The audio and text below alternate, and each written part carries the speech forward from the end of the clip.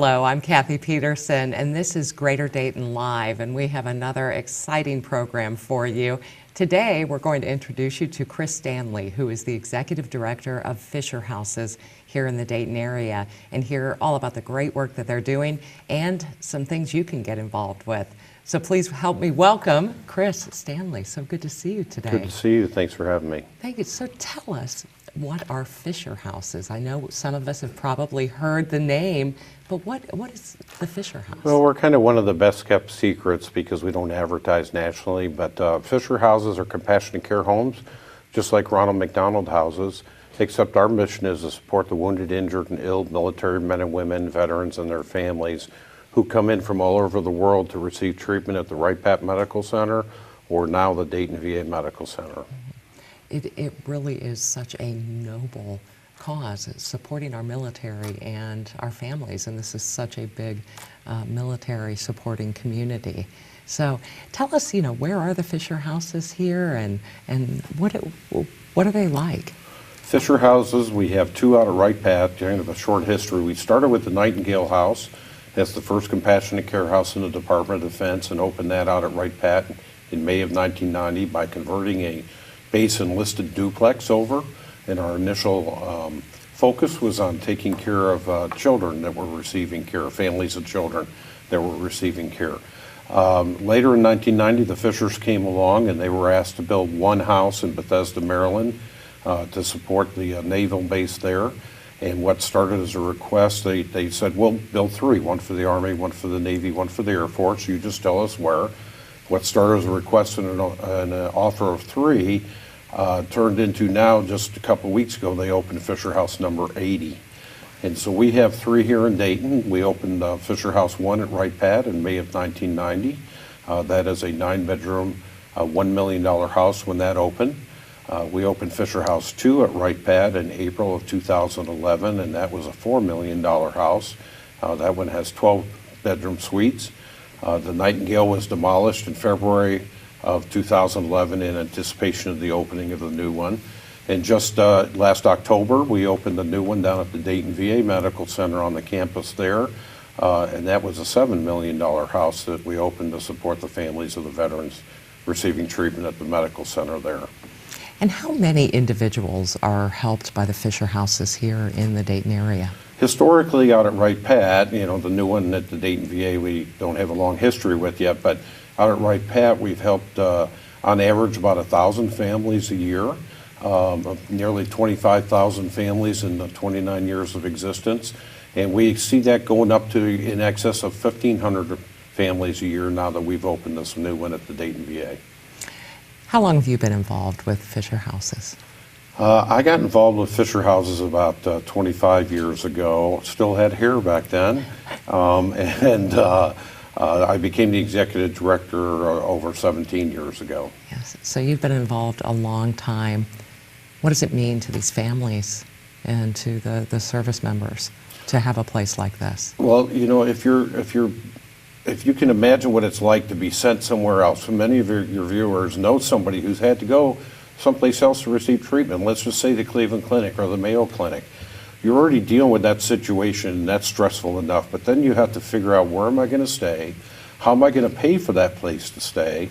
How long can I afford to stay, based on what, cash reserves I have? Where am I going to eat? Where am I going to do my laundry? Those types of things. When they come here, they have a home to stay in. These aren't hotels. These are beautiful homes. And, you'll walk in the kitchen and you'll see a family in there in their bathrobe and their pink bunny slippers, and this is their home, and they're with us for however long they need to. Out at Wright Pat, our average length of stay is about 9 or 10 days. Some families are only there for a few days while they come in and receive some tests or some treatments. Other families can be with us for months, and we've had families stay with us for over a year.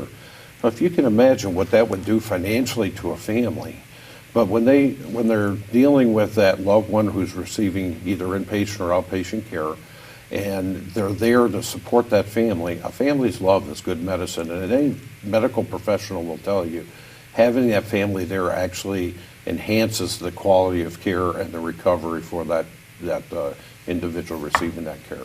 That's so true, Chris. You want that support around you and, a speedy recovery because of that. Now, I'm sure there are individuals who are watching who want to know, how can I maybe get involved with Fisher Houses? And you have an event coming up, an All-American Evening, and the theme is Talk Derby to me. Which I thought was fantastic. It's a Kentucky Derby theme. The Kentucky Derby is always 1 week after our event. This is our 16th annual event. And the Derby is always 1 week after our event. We always come up with a catchy theme, but this year we decided we would go with that Derby theme. And then one of our committee members came up with that title, and we said, that's it. That's the title.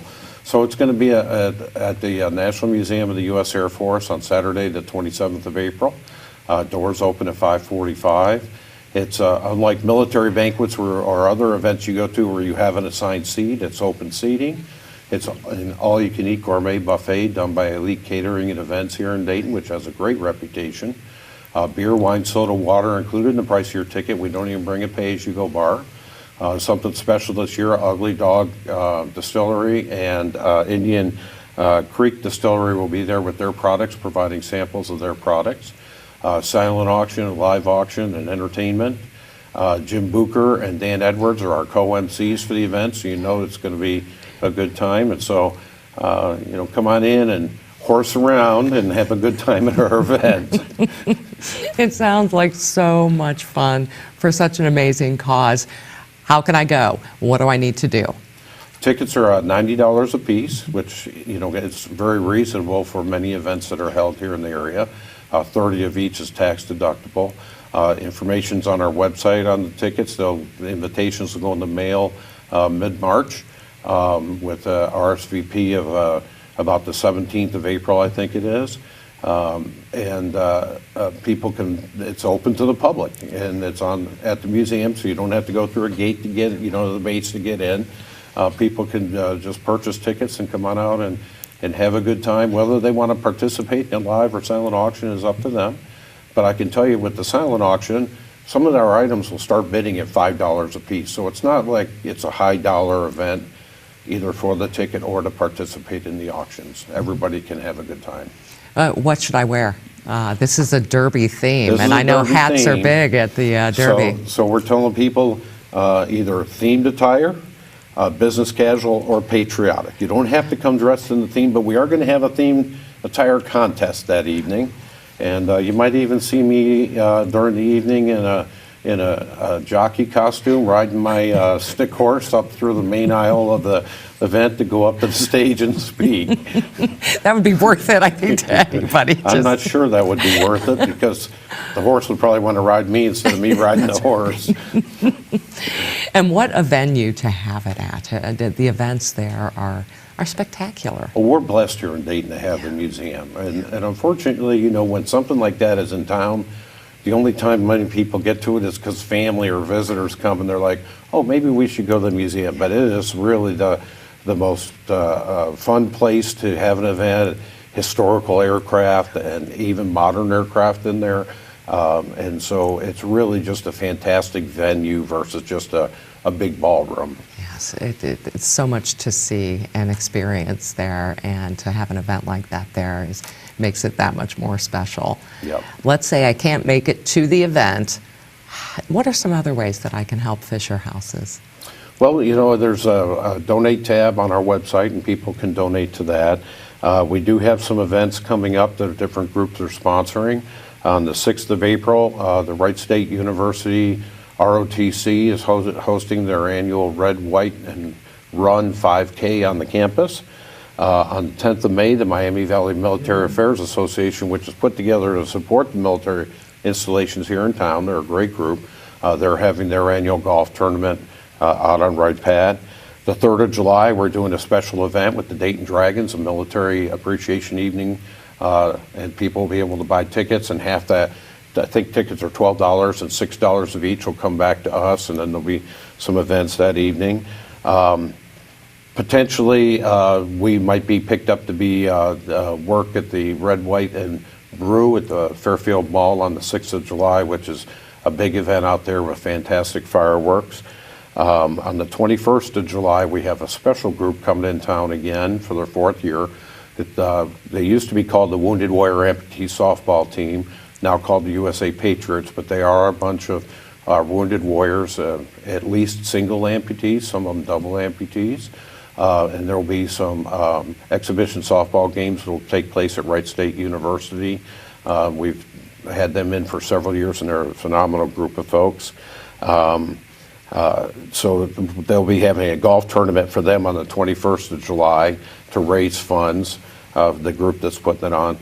First Friday down at Austin Landing in August, we'll be serving all the beer. We'll need a lot of volunteers for that, but we'll need people to come, and that's going to be a Beatles tribute band, so they expect that place to be packed to the max, and that's always a fun event.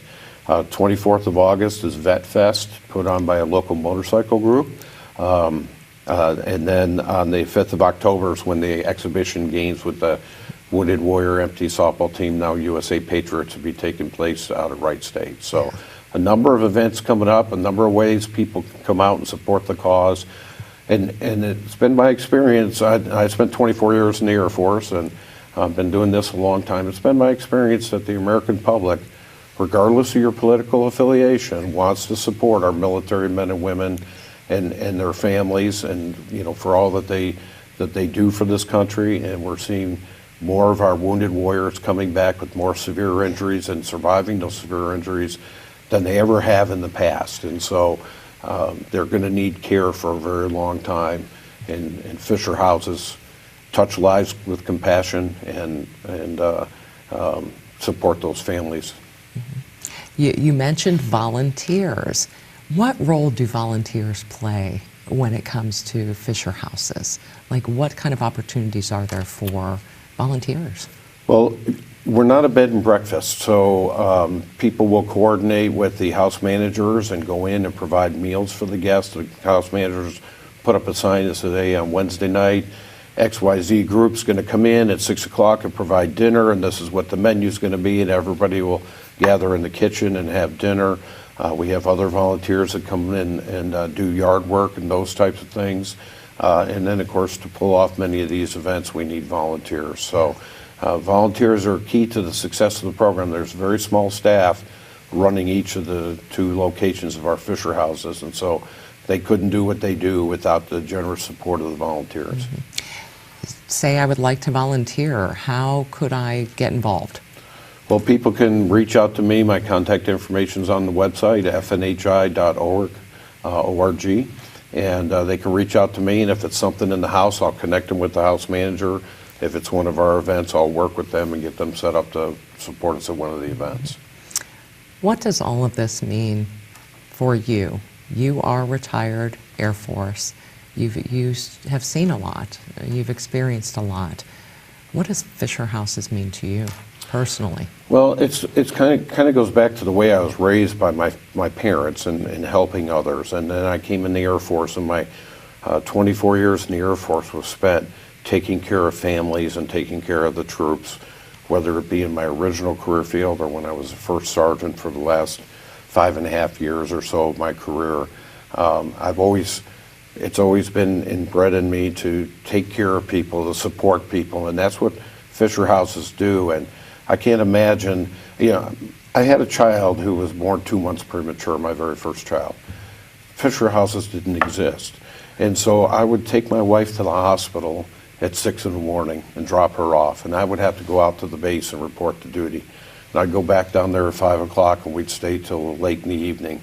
And then I'd have to rip her away and take her home and then bring her back the next morning.